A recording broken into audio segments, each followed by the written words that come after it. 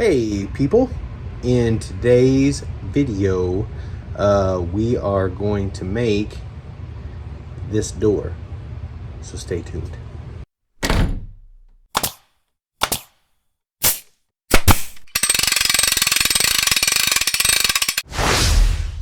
So we're going to go through the steps today to build a door just using regular lumber that you buy at the lumber yard. Nothing fancy. We're going to go over a few things before we get started.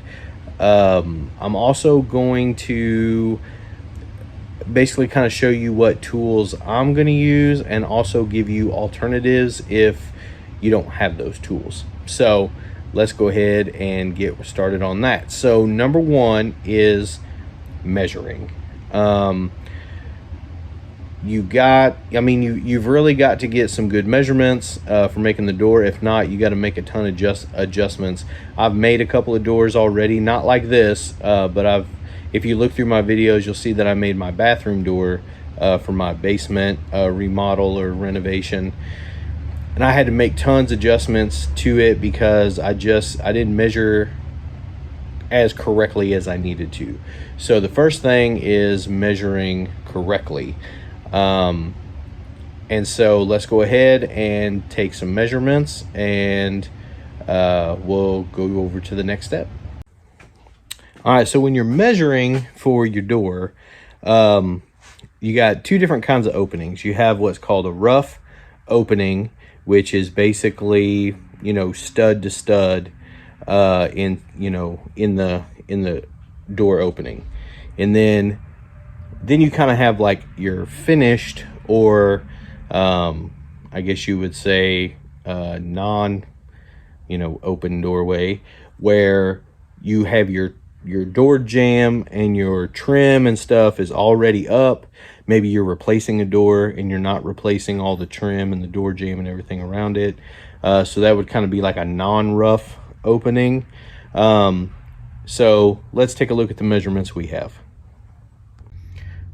All right, so I do not have a rough opening. I already have basically my door jamb in there and the trim around it. So my measurements, it's 31 5/8 wide and 78 1/4 inch tall.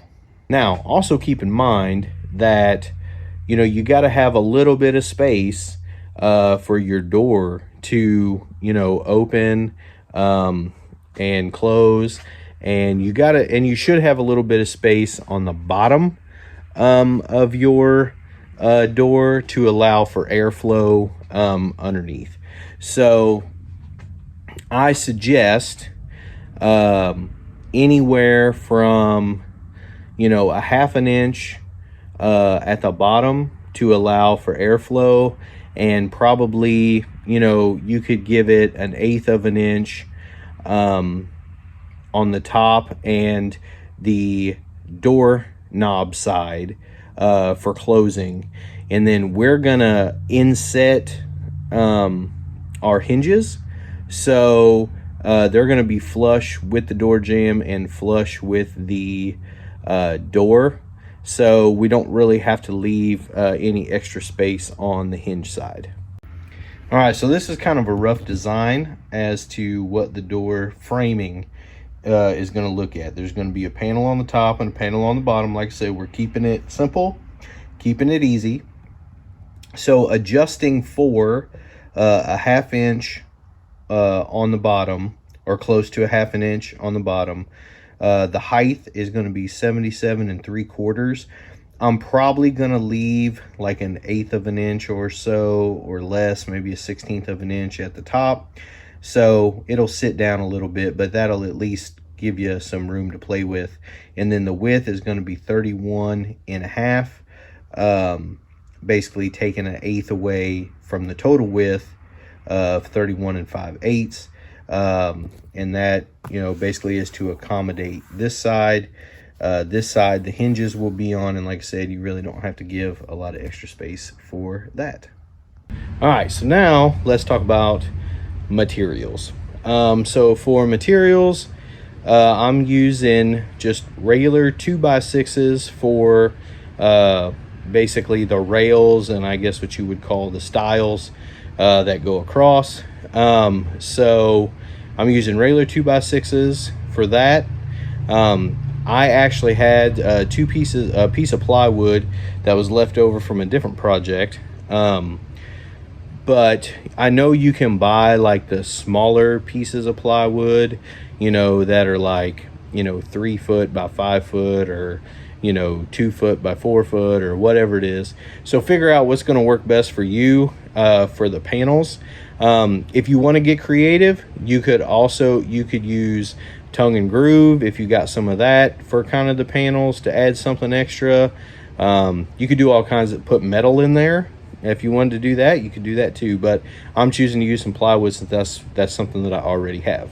Also some 1/2 inch by 3/4 inch quarter round. That's going to go kind of around the panels just to kind of dress it up just a little bit, not to make it look fancy, but just to give it more of a finished look. So now let's talk about tools. All right, so the group of tools here is going to be pretty basic. Once again, I'm trying to do this with the least amount of tools, so you don't have to go out and buy something special if you don't need to. So you're going to need a sander, tape measure, something to write with, probably a square. If you got a miter saw, that would be great, especially if you're going to do like I'm doing, where you're doing some trim, making your 45, your miter cuts and stuff like that, and cutting the bigger pieces of lumber. It's a little bit easier, but you don't necessarily have to have it. You could also use a circular saw, which I'm going to be using to cut the plywood. Some kind of drill. You don't even necessarily have to have an impact driver. You could use just a drill. It works just as good. So there you have it. All right, so now also too, before we get started, another thing I wanted to talk about is joinery. So there's several different ways to put this door together. I mean, you can use dominoes, you can use mortise and tenon, you could use kind of a half lap joinery. You could definitely use pocket holes and pocket screws. I'm going to use dowels, and the reason why I'm going to do that is, one, never made a door like that before, so this is a first time for me. Second is that there's no holes that you have to fill. You don't have to use putty. You don't have to shove a piece of dowel in there and try to cut it off and make it look nice. And I don't have like a domino setup cutter, whatever. I do have a pocket hole jig, which I'll use for a different project, but I'm not going to use it for this one. So you have different types of joinery. Choose which way is going to work best for you, and we'll go from there. Alright guys, so now as you can see, we're actually getting some work done. Sorry for all the talking, but I just wanted to explain things thoroughly. But anyway, so we're gonna go ahead and cut these boards to the correct length. The one thing, if you notice that I'm doing here, is go ahead and cut the end off of that board. A lot of times they're not 100% straight, and you could end up with a bad result. So at least this way, you can have a straight end, straight board, and it just takes a few extra seconds to do.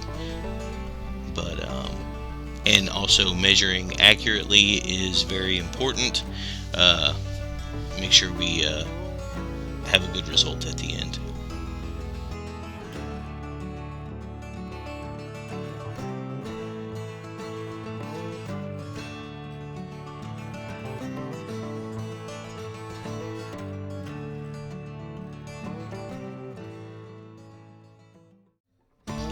Alright, so now it's on to sanding.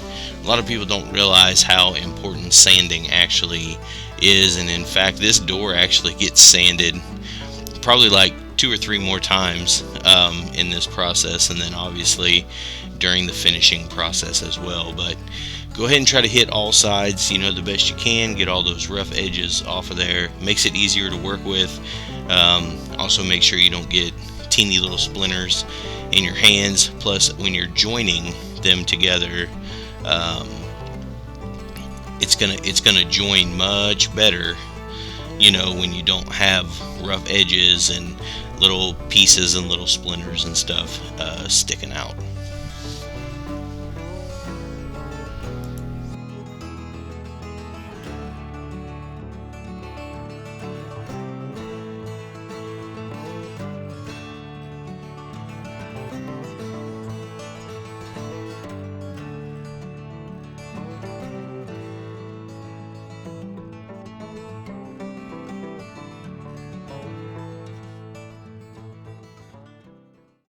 Alright, so what we've done here is went ahead and made some lines, kind of measurements for our dowels and where they're going to go in.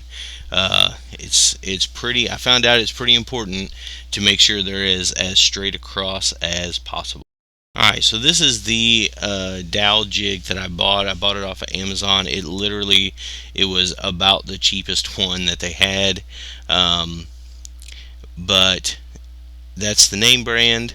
And I'll kind of show you a little bit how it works. I'm not going to go into a ton of detail about it. I might in a different video, but we're going to test it out and see how it works. It comes with dowels and glue and a fence that you can use. I'm going to use the 3/8 hole there. Alright, so now that we're getting ready to use the jig here, I found that it was easier if I went ahead and just kind of extended the lines that I had made earlier, because you'll find this out if you do this, but as you're looking through the jig to get your drill bit in the correct place, sometimes it's kind of hard to see those lines. So I went ahead and just extended the line, and then you don't see it here, but I also went ahead and put a line lengthwise, kind of making like an X or like a T, just so that you could really see it when you looked through that hole. Alright, so we got the jig in place here, and like I said, getting it lined up is kind of difficult, but it's also very important to get those as accurate as possible. So went ahead and got those 3 done. Sorry for the camera angle there, you really can't see, but I will say trying to get the holes in the board that way was actually very difficult. So then I tried to do it this way by trying to lining it up, and it worked okay. I will say this was probably the most inaccurate one I did. I mean, it still fit. You'll see that it still goes together, but it was a challenge. It definitely was. So I definitely lots of learning, but I went ahead and test fitted it here, just to get it on there and see how it works. As you can see, I took that last peg out. Alright, so I went ahead and did a few more. As you can see, my lines are lining up, so I was able to do it pretty accurate. It is a pretty slow process, and it's probably just because I'm inexperienced in this, but it took a while. Alright, so what I'm going to do here is I transferred my lines over from one board to the other. Make it a little bit easier. Try to get the most accurate results possible. Alright, so I went ahead and used that jig and went ahead and drilled the holes on the other side. Once again, it was a pretty time-consuming process, but it could just be because of my experience level using the jig, or actually using dowels, but should be ready for a dry fit. Alright, so now we're just going to dry fit everything, make sure everything works, fits together. If we need to make some adjustments, we can try to make some adjustments. I will say I was actually pretty surprised at how well everything kind of fit together, considering this was my first time using dowels for joinery. So it was time consuming, and I'm not sure I'll use it again. I might. We'll see, maybe on something smaller, a table or something like that. But I will say I was pretty impressed with the jig. It did work, and I was actually pretty impressed that everything went together. Alright, so now it's time for the glue up. I tried to get a little bit of glue in the hole and also on the dowel as well, and just kind of spread it around a little bit, and then same for the other side. I did make a mistake by not wiping off the glue once it had kind of squeezed out a little bit, which caused me a little bit of work later, but it is what it is. Also want to give a shout out to Moonbeam Acres for letting me know that my music was too loud. I'm going to try to make that adjustment and make sure my music's just a little bit softer, but I truly appreciate it.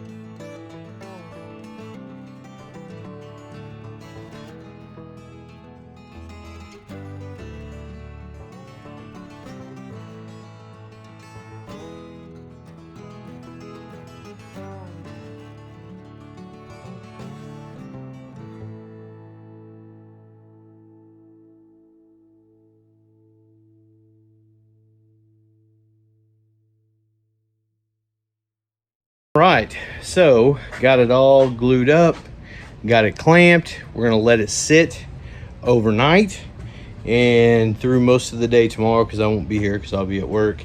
But tomorrow evening or the next evening or something, then we'll work on getting the panels in there and doing the trim work and stuff like that, so I can show you kind of what I was thinking about that. Kind of thoughts at the moment. I've never used the dowel jig before. I'll have some information on that in a different video probably, but never used the dowel jig. It takes a long time. I mean, because I'm inexperienced, so it took a long time to make all those holes, to measure, to make sure that everything was lining up correctly. Lots of dry fitting, just making sure all that stuff goes together. I think if I was going to do it again, and probably for future doors, I'll probably just do pocket holes and just fill them and just kind of hope for the best. Maybe put the pocket holes on the inside, so the outside you don't see the pocket holes. I don't know. That's kind of my thoughts at the moment. We'll see how it goes the rest of the way. But anyway, I'll bring you guys back when this thing is done drying. Right, so it's a couple days later. Things have been kind of busy, but the glue has dried. I want to point out a few mistakes that I made, so let me flip you around and show you what I'm talking about. All right, so here's the framing up. Everything looks good. All of my corners here, for the most part, are square, which is good. It's going to be squared, so no movement there, which is good. One mistake that I made is I didn't use like a damp rag or anything like that when I glued it up. So all this glue that squeezed out, now, I mean, I gotta sand, I'm gonna sand anyway, but I'm gonna have to scrape all that off before I actually, you know, sand it. But as you can see, there's that. And then, so this piece of plywood was left over from another little job that I did. It's a 1/2 inch thick. So basically what I'm gonna do is cut out 2 pieces, one for this top hole here and then one for this bottom hole, and it's basically going to be sandwiched in between pieces of 1/4 round. So a piece of 1/4 round on each side, and then that's what's going to kind of hold it in place.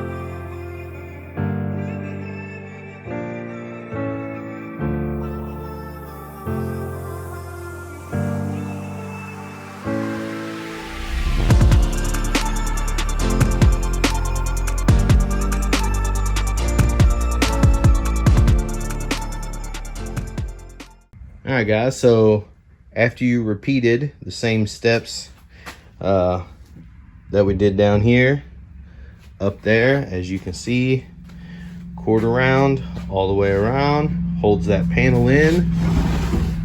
This up, and also at the bottom too. So pretty nice solid door right there. All right, guys, so that's gonna end this video. Because it was basically just about, you know, the door build. I hope you liked it. You know, it's a pretty easy project, minimal tools. So it's pretty easy to make. I had a good time doing it. Like I said, I pointed out some mistakes that I made that hopefully you do not, so to make it a little bit easier on yourself. But anyway, if you like this video, like it, subscribe to my channel. Number one, it's free, doesn't cost you anything. And because I'm going to be coming up with some more videos like this that are just some simple projects and how I do things. So anyway, later.